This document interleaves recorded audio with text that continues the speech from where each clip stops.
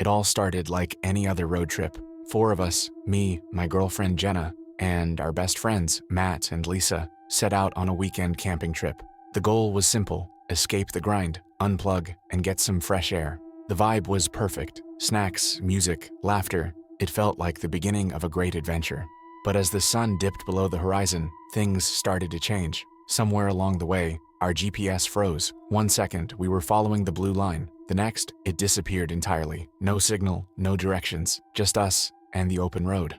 Jenna tried to get it working again, but no luck. Matt, ever the optimist, spotted a narrow side road and decided to take it, claiming it would probably lead back to the main highway.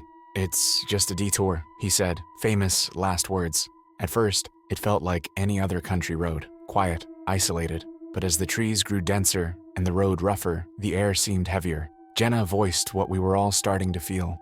"Are you sure this goes anywhere?" she asked. The silence in the car spoke louder than Matt's attempt at reassurance. Then we saw it, a rusted old sign, barely visible in the dim light. It read, "No exit." None of us said a word, but the unease in the car was palpable. Matt tried to laugh it off, but even he sounded unsure. Still, we pressed on. We didn't turn back. And that's when the road began to change. The farther we drove, the stranger things got. The road narrowed even more, and the forest felt alive. The trees leaned in, their branches clawing at the night sky, and the air turned thick, almost suffocating. We hadn't seen another car or house for miles.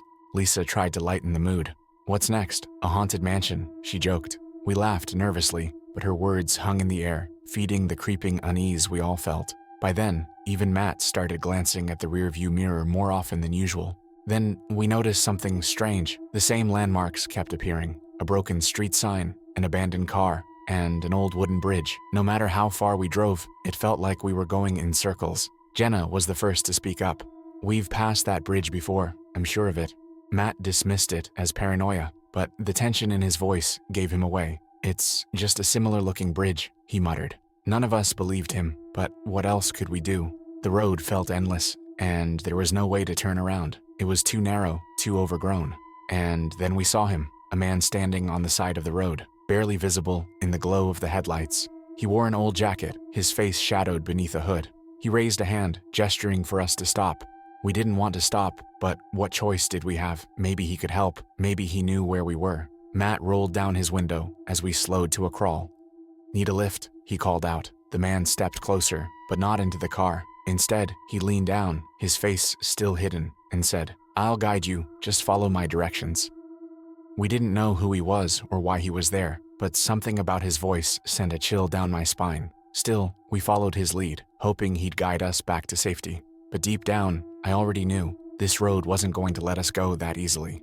We followed the hitchhiker's directions, in silence, each of us glued to our seats, too afraid to speak. The road seemed to twist, and narrow even more, as if the forest itself was closing in. Every so often, Matt glanced at the man walking ahead, his silhouette barely visible in the dim glow of the headlights. After what felt like an eternity, he stopped abruptly and turned to face us. His voice was calm, too calm. "This is as far as I go," he said. Then, without another word, he stepped off the road and disappeared into the shadows. We were stunned. "What now?" Jenna whispered. The road ahead was barely visible, overgrown with branches and weeds, but we had no choice. Turning back was impossible, and staying put felt even worse. Matt pressed on, inching the car forward. The atmosphere was stifling. Then, out of nowhere, it started. The sound of rustling in the trees. At first, it was faint, like the wind moving through the branches, but soon it grew louder, more deliberate. Something was out there. Lisa gasped, clutching my arm. "Did you see that?" she whispered. I hadn't, but Matt had. "Something just crossed the road," he said, his voice shaking. "Something big."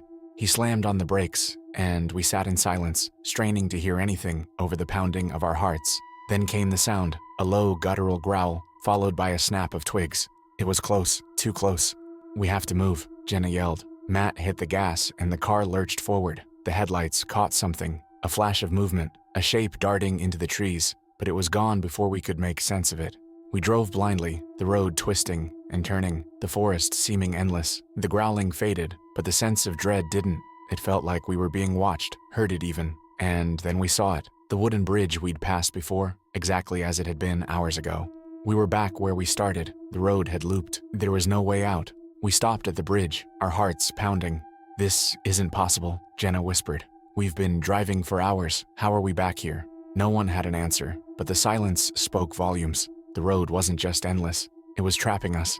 Matt gripped the steering wheel, his knuckles white. "We're not stopping," he said, but there was no conviction in his voice. He pushed the car forward, over the bridge, and back into the dark road. That's when it happened. A loud crash echoed through the forest. The car jerked violently, the tires screeching as Matt slammed the brakes. The engine sputtered, then died. We sat frozen, the silence deafening. Something had hit us, or we had hit something.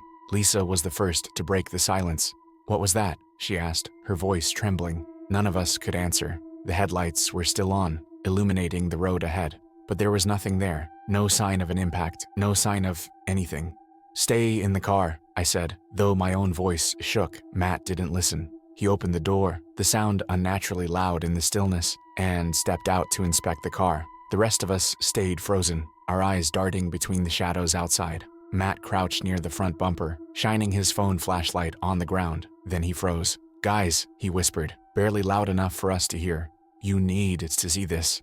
Reluctantly, we got out. The flashlight beam illuminated the dirt road, where deep gouges were carved into the earth, like claw marks, long and jagged, stretching across the road and into the forest. "What the hell did that?" Lisa asked, her voice barely above a whisper.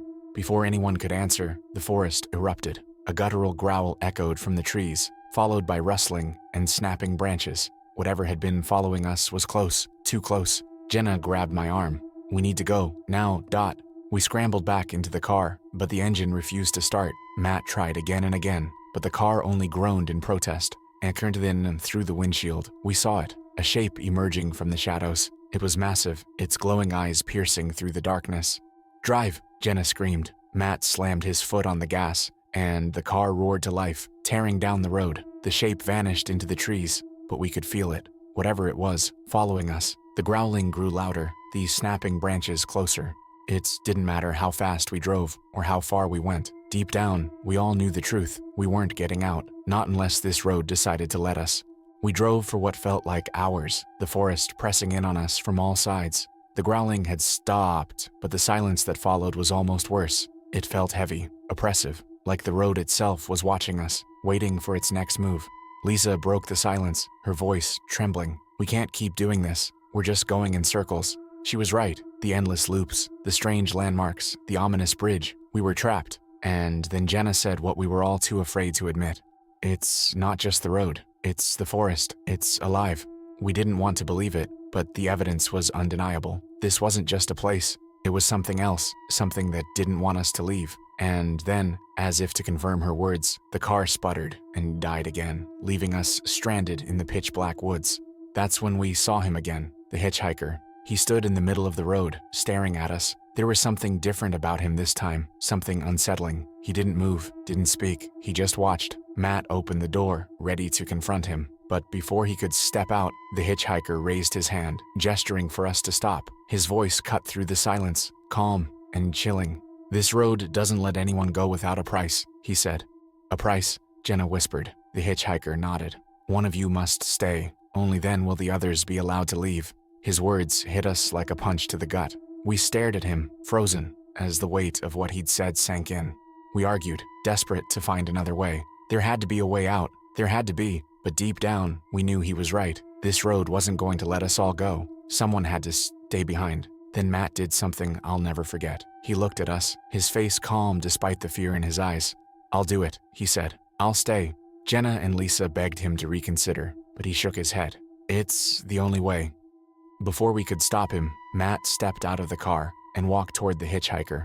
The man nodded once, and then both of them disappeared into the shadows, without another word. The car roared back to life, the headlights flickering on. It was as if the road had finally decided to let us go. We drove in silence, the forest gradually thinning, until we found ourselves back on the main highway, the endless loops behind us. But it didn't feel like a victory. The car felt emptier without Matt, the weight of what had happened settling over us like a cloud. We had escaped, but not without a cost, and even now, I can't help but wonder, what happened to him? Is he still out there, walking that cursed road? Or did the forest take him too? One thing's for sure, I'll never go back. And if you ever find yourself on a road that feels wrong, one that loops endlessly and refuses to let you leave, Turn back while you still can.